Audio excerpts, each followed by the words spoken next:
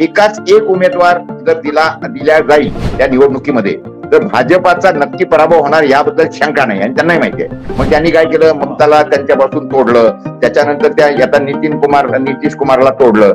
एकाच एक उमेदवार जर दिल्या जाईल त्या निवडणुकीमध्ये तर भाजपाचा नक्की पराभव होणार याबद्दल शंका नाही आणि त्यांनाही माहिती आहे. म्हणून त्यांनी काय केलं की एकाच एक नाही पाहिजे तर वेगवेगळे लोक उभे राहिले पाहिजे. म्हणून आता हे इंडिया आघाडी मजबूत कशामुळे झाली, कारण हे सगळे विपक्ष एकत्रित झाले.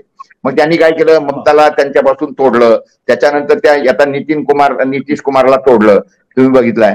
आता त्याच्यानंतर आता याच पद्धतीने हे जे आहेत, याच्या अगोदर त्यांनी अजित पवारांना तिथून तोडलं. मग आता हा काँग्रेसवर आतापर्यंत काँग्रेसला हात लावला नव्हता, काँग्रेसला आता त्यांनी सगळ्यात शेवटी पकडलाय.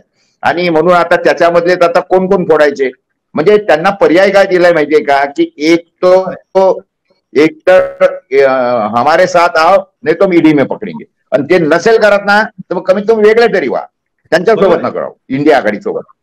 हे इतकं स्पष्ट दिसतंय, कारण यांना काहीही करून हे जे अभि त्यांनी म्हटलंय की नाही, अब की बार 400 पार, तर हे अशातले आहेत.